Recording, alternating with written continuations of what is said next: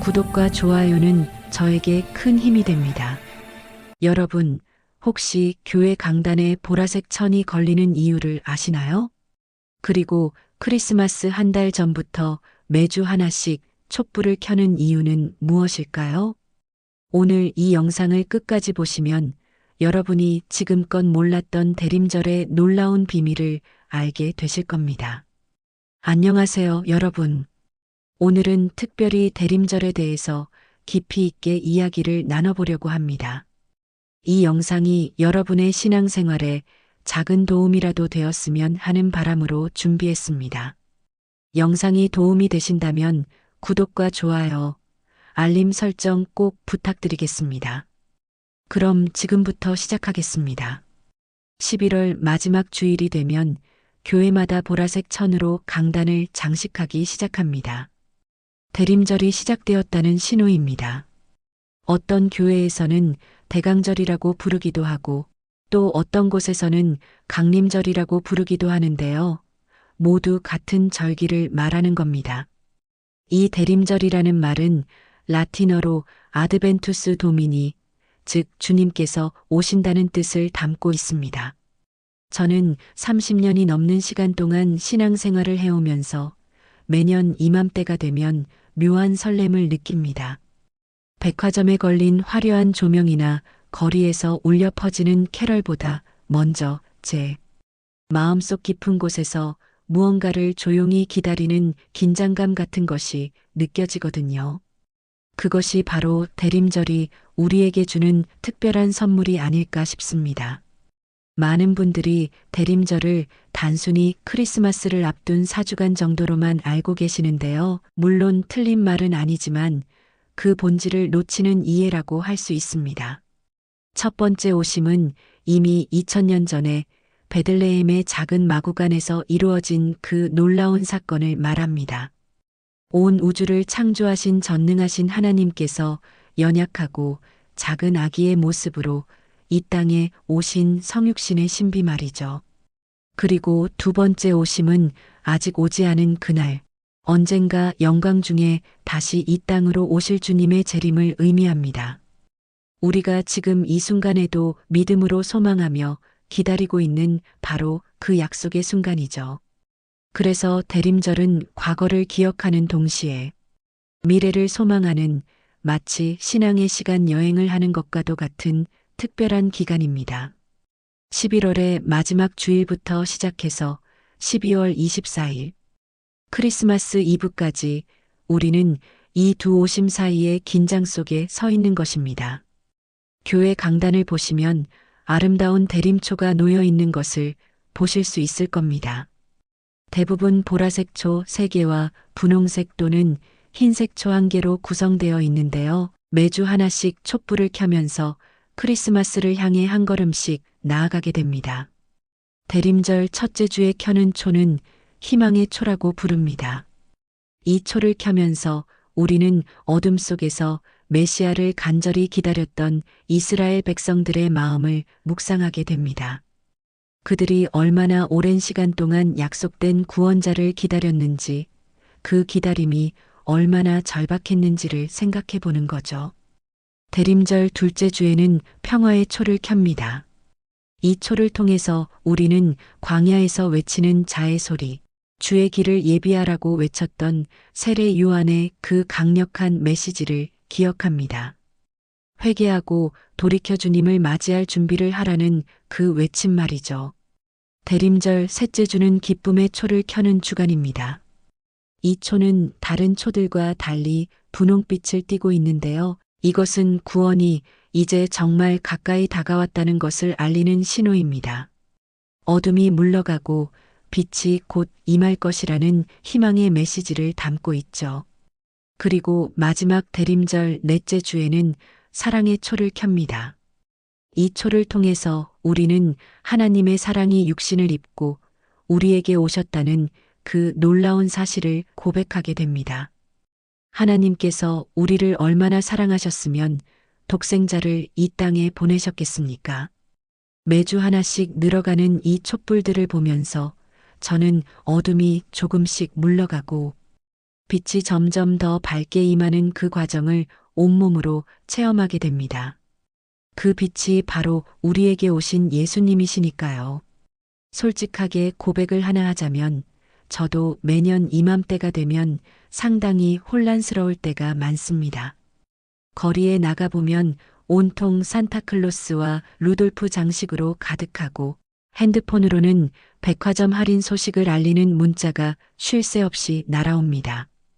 직장에서는 크리스마스 파티 준비로 분주하고 이곳저곳에서 송년회 약속이 잡히고 연말, 정산 준비까지 해야 하는 정신없는 일상 속에서 대림절의 경건함과 거룩함을 지킨다는 게 정말 쉽지 않은 일입니다. 하지만 바로 그렇기 때문에, 이렇게 정신없이 바쁘기 때문에 대림절이 우리에게 더욱 절실하게 필요한 시간이 아닐까 생각합니다. 세상의 온갖 소음들로부터 잠시 물러나서 정말로 중요한 것이 무엇인지 다시 한번 돌아보는 시간을 가져야 합니다.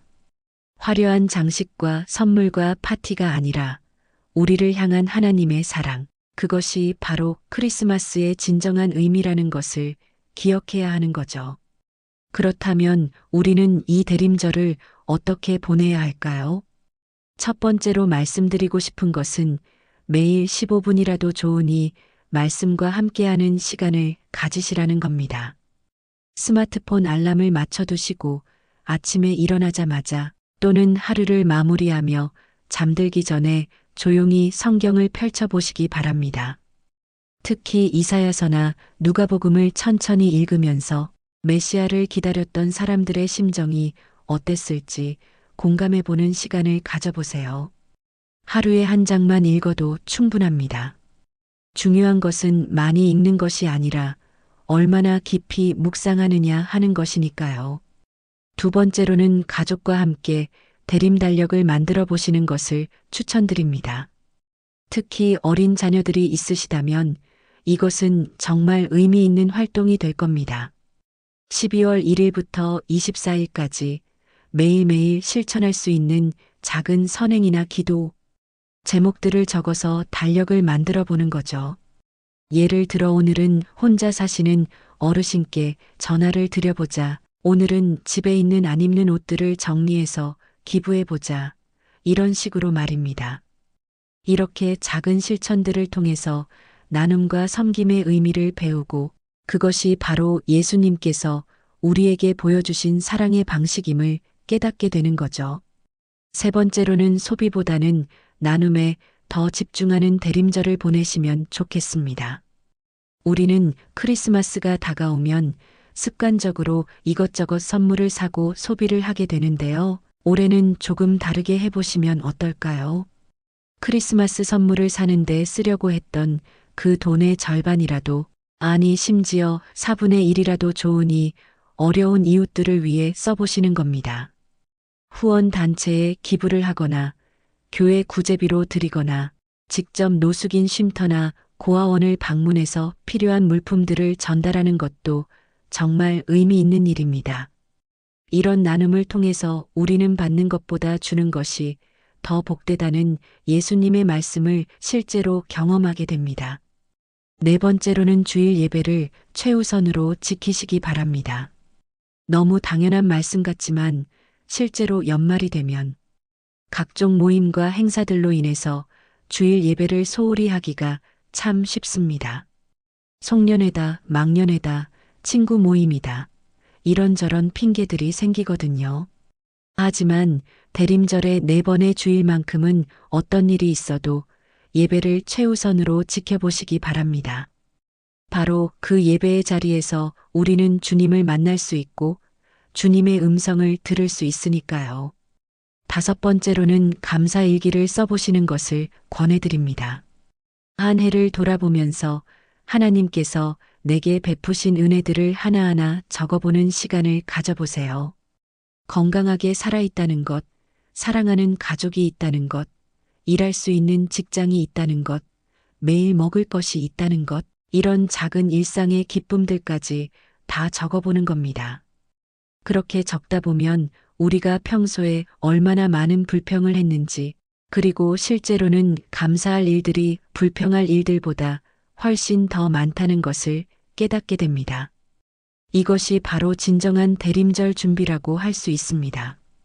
이제 대림절 4주 동안 매주 한 구절씩 깊이 묵상하면 좋을 성경 말씀들을 소개해 드리겠습니다. 천천히 들으시면서 그 의미를 마음에 새겨보시기 바랍니다. 대림절 첫째 주에는 이사야서 9장 6절을 묵상해 보시면 좋겠습니다. 이는 한 아기가 우리에게 낳고 한 아들을 우리에게 주신 바 되었는데 그의 어깨에는 정사를 메었고 그의 이름은 기묘자라 모사라 전능하신 하나님이라 영존하시는 아버지라 평강의 왕이라 할 것임이라. 이 말씀은 선지자 이사야가 예언했던 그 아기 바로 우리가 지금도 기다리고 있는 예수님에 관한 말씀입니다. 여기서 예수님을 5가지 이름으로 부르고 있는데요. 이 이름들을 하나하나 묵상해 보시기 바랍니다. 첫 번째로 기묘자라고 했습니다. 이것은 놀라운 계획을 가지신 분, 우리의 이해를 뛰어넘는 신비한 계획을 가지고 계신 분이라는 뜻입니다. 두 번째로 모사라고 했습니다. 이것은 완벽한 지혜를 가지신 분, 모든 것을 아시고 가장 좋은 방법으로 인도하시는 분이라는 의미죠. 세 번째로 전능하신 하나님이라고 했습니다. 이것은 모든 것을 하실 수 있는 능력을 가지신 분, 불가능이 없으신 분이라는 뜻입니다. 네 번째로 영존하시는 아버지라고 했습니다.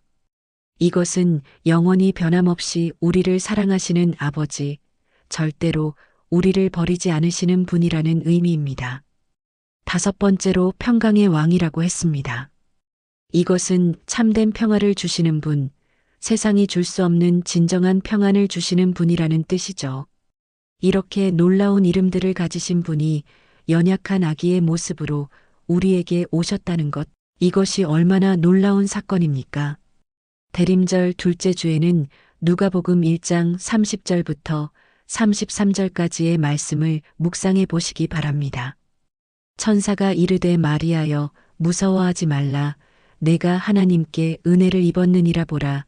내가 잉태하여 아들을 낳으리니 그 이름을 예수라 하라. 그가 큰 자가 되고 지극히 높으신 이의 아들이라 일컬어질 것이요 주 하나님께서 그 조상 다윗의 왕위를 그에게 주시리니 영원히 야곱의 집을 왕으로 다스리실 것이며 그 나라가 무궁하리라. 이 말씀을 묵상하면서 당시 마리아의 심정이 어땠을지 한번 상상해 보시기 바랍니다. 아마도 15살에서 16살 정도 되었을 어린 소녀였을 마리아가 갑자기 천사의 방문을 받고 이런 말을 들었을 때 얼마나 두려웠겠습니까?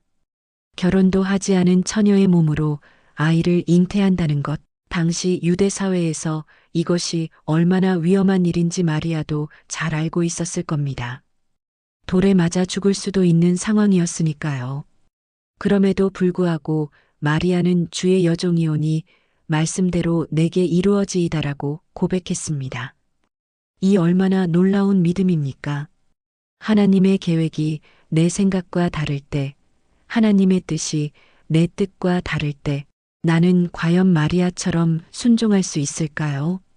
이번 주는 바로 이 순종에 대해서 깊이 생각해 보는 시간을 가지시면 좋겠습니다. 대림절 셋째 주에는 마태복음 2장 1절부터 2절까지의 말씀을 묵상해 보시기 바랍니다. 헤롯 왕 때에 예수께서 유대 베들레헴에서 나심에 동방으로부터 박사들이 예루살렘에 이르러 말하되 유대인의 왕으로 나신 이가 어디 계시냐? 우리가 동방에서 그의 별을 보고 그에게 경배하러 왔노라 하니 동방 박사들은 멀고도 험한 길을 마다하지 않고 그 별을 따라서 예수님을 찾아왔습니다. 당시 동방에서 예루살렘까지의 거리가 얼마나 되는지 아십니까? 학자들의 추정에 따르면 최소한 1500km에서 2000km 정도 되었을 것이라고 합니다. 그 먼 길을 걸어서 또는 낙타를 타고 왔다면 몇 달이 걸렸을지도 모르는 긴 여정입니다. 도중에 얼마나 많은 위험과 어려움이 있었겠습니까? 사막의 뜨거운 태양, 밤의 추운 날씨, 강도들의 위협, 길을 잃을 위험 등등 생각만 해도 두려운 일들이 많았을 겁니다.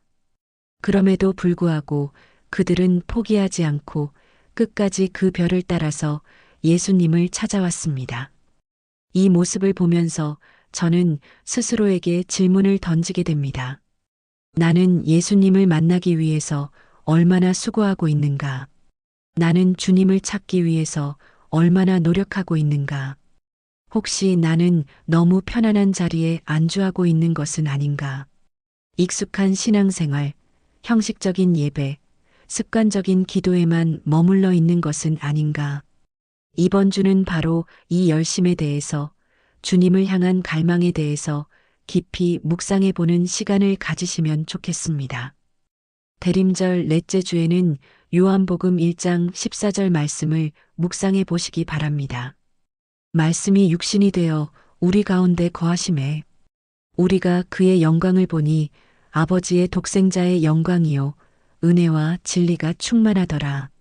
이 말씀은 신학적으로 성육신, 영어로는 인카네이션이라고 부르는 그 놀라운 사건을 설명하고 있습니다. 영원하신 하나님의 말씀이 시간과 공간의 제약을 전혀 받지 않으시는, 그분이 시간과 공간의 제약을 받는 인간의 몸을 입으셨다는 것입니다. 무한하신 분이 유한한 존재가 되셨다는 것, 전능하신 분이 연약한 아기가 되셨다는 것, 이것은 우리의 이성으로는 도저히 이해할 수 없는 신비입니다. 그런데 왜 하나님께서 이런 일을 하셨을까요? 그것은 바로 우리를 사랑하시기 때문입니다. 우리와 함께 하시기 위해서, 우리를 구원하시기 위해서, 우리에게 영원한 생명을 주시기 위해서 하나님께서는 이렇게까지 자신을 낮추신 겁니다. 이보다 더 큰 사랑이 세상에 어디 있겠습니까? 크리스마스를 바로 앞둔 마지막 주간, 바로 이 하나님의 사랑을 깊이 깊이 묵상하며 보내시기를 진심으로 바랍니다.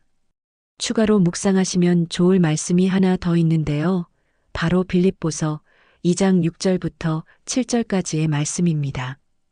그는 근본 하나님의 본체시나 하나님과 동등됨을 취할 것으로 여기지 아니하시고 오히려 자기를 비워 종의 형체를 가지사 사람들과 같이 되셨고, 이 말씀은 예수님의 겸손을 보여주는 가장 명확하고도 강력한 구절입니다.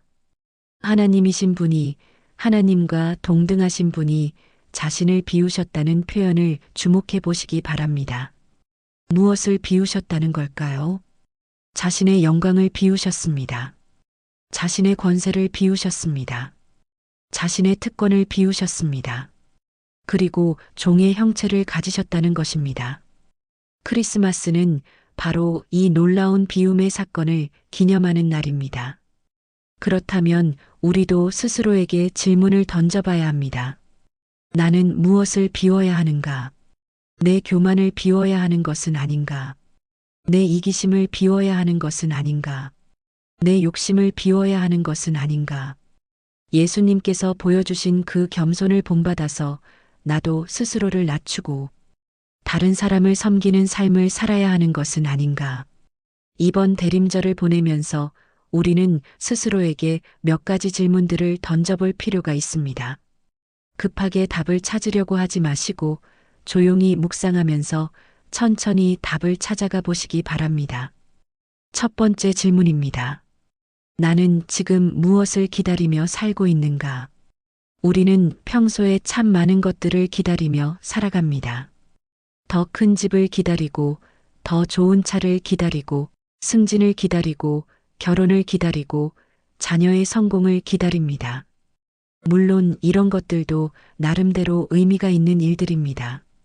하지만 이것들이 전부는 아니지 않습니까? 정말로 중요한 것은 주님과의 관계가 아닐까요? 주님을 만나는 것, 주님과 교제하는 것, 주님의 음성을 듣는 것, 이것이 내 삶의 최우선 순위가 되어야 하지 않을까요? 나는 지금 진정으로 주님을 기다리며 살고 있는가? 이 질문을 스스로에게 던져보시기 바랍니다. 두 번째 질문입니다. 내 삶에 예수님이 정말로 오셨는가? 많은 사람들이 교회는 다니지만 정작 그들의 일상생활 속에서는 예수님을 찾아볼 수 없는 경우가 있습니다. 주일에만 잠깐 종교적인 얼굴을 하다가 월요일부터는 완전히 다른 사람이 되어버리는 거죠.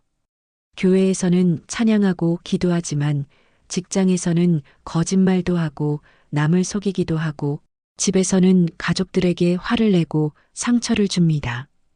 이것이 과연 진정한 신앙생활일까요? 예수님께서 내 삶의 주인이 되셨다는 것은 내 삶의 모든 영역에서 예수님의 가르침대로 살아간다는 것을 의미합니다.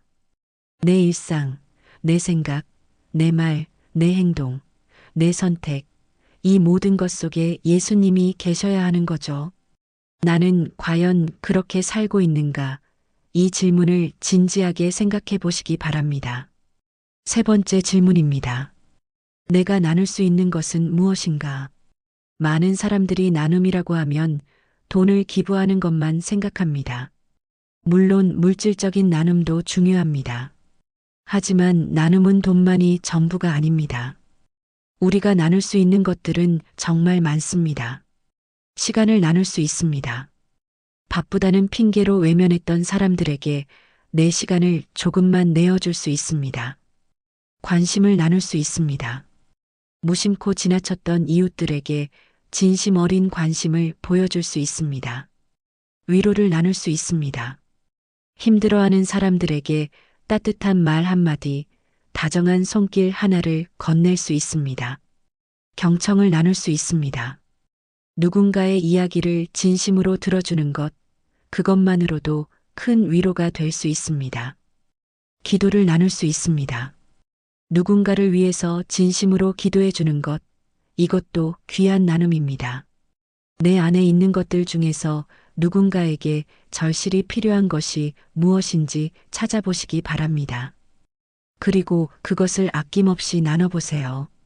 작은 나눔이 큰 사랑이 되고 그 사랑이 세상을 변화시킵니다. 네 번째 질문입니다. 다가오는 크리스마스를 나는 어떻게 보낼 것인가? 많은 사람들이 크리스마스를 그냥 즐거운 파티의 날, 선물 교환하는 날, 맛있는 음식을 먹는 날로만 생각합니다. 물론 가족들과 함께 즐거운 시간을 보내는 것, 서로 선물을 주고받으며 사랑을 표현하는 것, 맛있는 음식을 나누며 기쁨을 함께하는 것, 이런 것들도 의미가 있습니다. 하지만 그것만으로는 부족하지 않습니까? 진정한 크리스마스는 예배로부터 시작되어야 합니다. 하나님께 감사와 찬양을 드리는 것, 그것이 크리스마스의 시작이어야 합니다. 그리고 가족들과 함께 깊이 있는 대화를 나누는 시간을 가져보세요. 평소에 바빠서 제대로 이야기하지 못했던 것들, 서로의 마음속 깊은 곳에 있는 이야기들을 나눠보는 겁니다. 대림절은 그저 12월이라는 달의 또 다른 이름이 아닙니다. 대림절은 이 바쁘고 정신없는 세상 속에서 잠시 멈춰서서 정말로 중요한 것이 무엇인지 다시 한번 생각해 보는 시간입니다. 세상 사람들이 중요하다고 말하는 것들, 성공, 돈, 명예, 이런 것들이 아니라 진정으로 가치 있는 것이 무엇인지 발견하는 시간입니다. 화려한 크리스마스 장식보다 더 빛나는 것은 무엇입니까? 비싼 크리스마스 선물보다 더 귀한 것은 무엇입니까? 그것은 바로 우리를 위해서 이 땅에 오신 예수님의 사랑입니다. 하나님께서 우리를 얼마나 사랑하셨으면 독생자를 이 땅에 보내셨겠습니까? 예수님께서 우리를 얼마나 사랑하셨으면 영광의 보좌를 버리고 이 땅에 오셨겠습니까? 이 사랑을 다시금 깊이 깨닫는 시간, 그것이 바로 대림절입니다. 여러분도 올해 대림절만큼은 세상의 온갖 소음들에서 벗어나시기 바랍니다. 이번 대림절이 여러분 모두에게 정말 특별하고 의미 있는 시간이 되기를 진심으로 기도합니다. 주님께서 여러분 한 분 한 분을 만나주시고 여러분의 마음속에 성탄의 기쁨과 평화를 가득 채워주시기를 바랍니다. 복되고 은혜로운 대림절 보내시기 바랍니다.